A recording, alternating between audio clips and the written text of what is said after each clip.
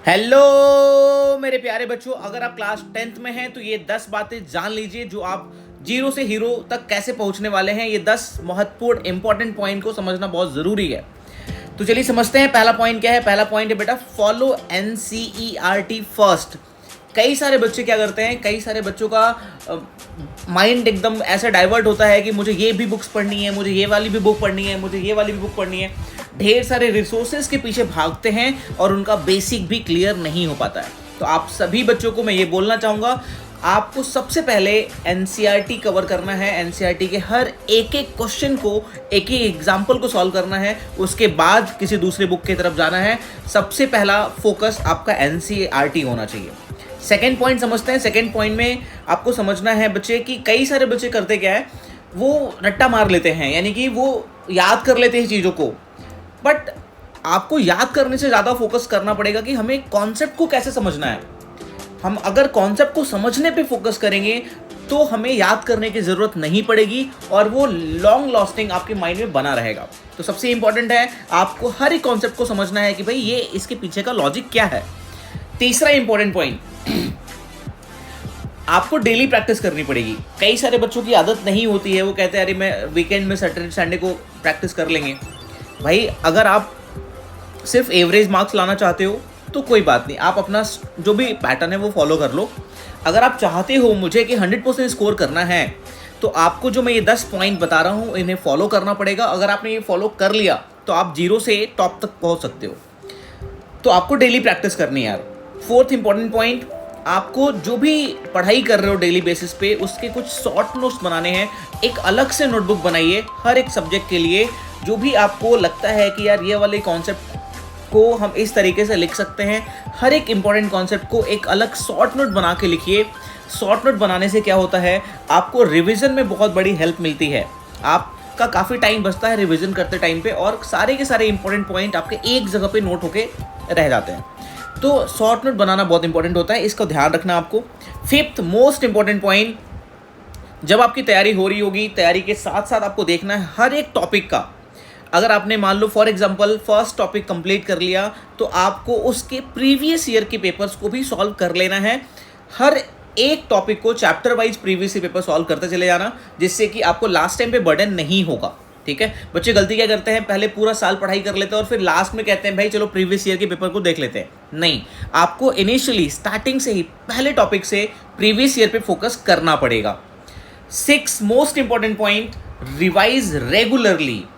आपको regularly revise करना होगा, अदरवाइज आप पता चला 6 महीने पढ़ लिए और 7वें महीने में पता चला पहले महीने की दूसरे महीने की चीज़ें भूल गए हो।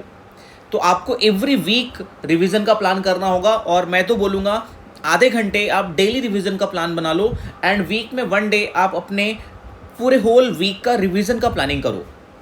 तो फिर आप अपनी पुरानी पढ़ी हुई चीज़ों को भी मेमोराइज किए रहोगे, बार बार उसको पढ़ने के लिए ज़्यादा टाइम वेस्ट नहीं करना पड़ेगा। The seventh most important thing, focus on presentation. अब इसमें क्या है पॉइंट भाई, क्या राइटिंग के भी मार्क्स मिलते हैं क्या बोर्ड एग्जाम में? बेटा राइटिंग के मार्क्स मिलते तो नहीं है, बट राइटिंग बहुत बड़ा रोल प्ले करता है आपके परसेंटेज को इम्प्रूव करने में। राइटिंग का मतलब ये होता है बच्चे कि कई सारे बच्चे प्रेजेंटेशन का मतलब वो कैसे भी लिखते हैं, मतलब उनके पेपर को देख के लगता है यार ये तो रफ वर्क भी है, या फिर टीचर कई बार समझ नहीं पाता कि ये लिखा क्या है।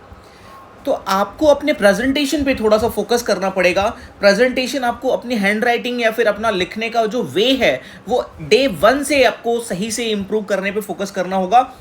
इन द एग्जामिनेशन वहाँ पे कुछ भी नहीं होता बेटा, आपको उसकी तैयारी 1 साल पहले करनी पड़ती है। आपको किस तरीके से लिखना है, लिखने का वे एक प्रॉपर होना चाहिए, यानी कि आपका प्रेजेंटेशन जो आप दिखा रहे हो वो बहुत ही प्यारा होना चाहिए।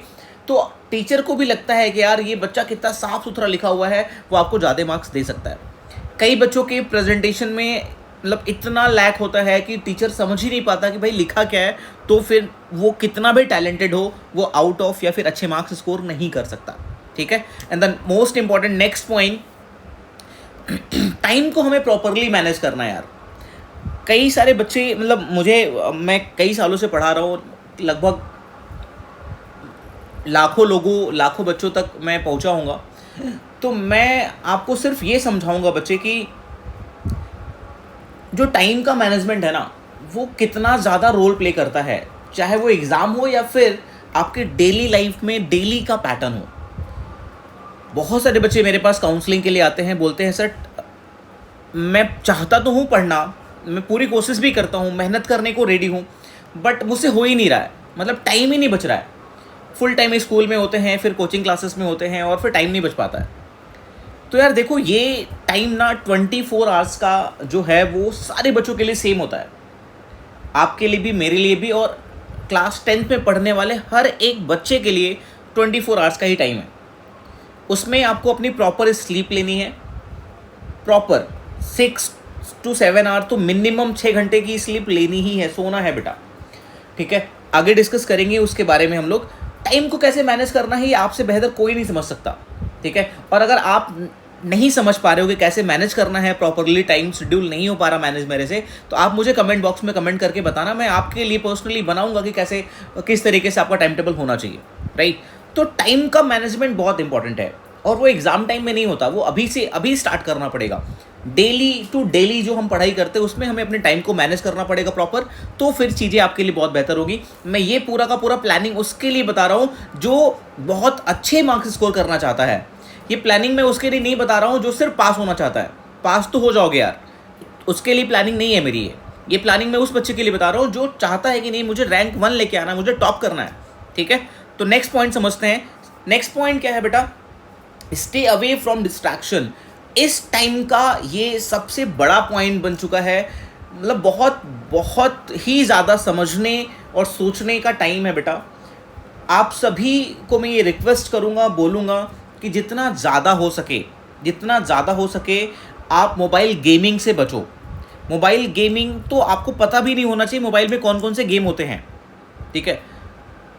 तुम्हें गेम खेलना है खेलो, कोई दिक्कत नहीं है। तुम फिजिकल गेम खेलो, डेली एक्सरसाइज करो, डेली तुम हाफ आवर या फिर 1 आवर अब क्रिकेट खेल रहे हो, बैडमिंटन खेल लो, कुछ भी, कोई भी गेम, फिजिकल एक्टिविटी वाला तुम्हारा कोई भी गेम है यार, मैं बोलूँगा तुझे तुम हाफ एन आवर या फिर 1 आवर तुम खेलो। मैं चाहता हूँ कि तुम खेलो, तुम फिजिकली फिट रहो यार, लेकिन मोबाइल गेम नहीं। और कई सारे बच्चों को डिफरेंट सोशल मीडिया प्लेटफॉर्म की आदत लग जाती है क्लास 10th में ही। वो इंस्टाग्राम चलाते हैं, वो न जाने कितने कौन कौन से मीडिया प्लेटफॉर्म यूज़ करते हैं जो हमें पता भी नहीं है। तो बेटा प्लीज़, अगर आप चाहते हो कि नहीं पढ़ाई में कुछ अच्छा कर लो, तो इन सोशल मीडिया प्लेटफॉर्म से अभी के लिए तुम दूर रहो। बाद में जी मर्जी जितना मर्जी चला लेना, बट अभी के लिए तुम इन सब चीज़ों से दूर रहो यार, ठीक है। तो कुछ चीज़ें हैं जिसे आपको खुद से ही समझना पड़ेगा। ये मैं नहीं समझा सकता बार बार आपको, मैं फोर्स नहीं कर सकता आपको, ये आपको खुद समझना पड़ेगा कि नहीं यार मेरे लिए ये सब ज़रूरी नहीं है अभी के लिए। जब टाइम आएगा, जब ज़रूरत होगी तो हम उस टाइम कर लेंगे, बट अभी नहीं यार।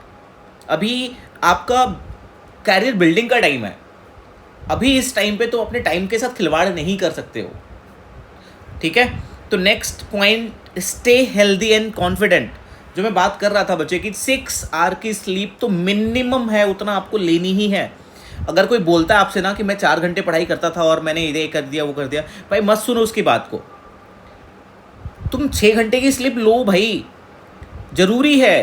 तुम्हारे इस अभी के टाइम पे स्लीप उतना ही इम्पोर्टेंट है जितना पढ़ाई। अदरवाइज तुम कितना भी कम सो के पढ़ाई कर लो और लास्ट टाइम तुम्हारी तबीयत खराब हो जाएगी, फिर कुछ नहीं बचेगा यार। तो हेल्थ सबसे ज़्यादा इंपॉर्टेंट होता है, पहले सबसे इंपॉर्टेंट हेल्थ पे पूरा फोकस करना भाई। देन कॉन्फिडेंट रहना यार, थ्रू आउट द ईयर आपको अपने कॉन्फिडेंस में कमी आने नहीं देनी है। अगर कहीं पे लूज़ हो रहा है आपका कॉन्फिडेंस तो आप मुझे बताओ, हम बात करेंगे, डिस्कस करेंगे, और आपका जो भी प्रॉब्लम है उस पर डिस्कस करके उसको रिजॉल्व करेंगे यार, ठीक है। आपको हेल्दी रहना है और कॉन्फिडेंट रहना है और मस्त होके चिल होके पढ़ाई करनी है, कोई भी बर्डन नहीं लेना है। जितना मैंने पॉइंट बताया है, ये 10 पॉइंट्स को फॉलो कर लेना यार, आपको टॉप पे पहुंचने से कोई नहीं रोक पाएगा, कोई भी नहीं रोक पाएगा, ठीक है। And thank you very much, thank you very much.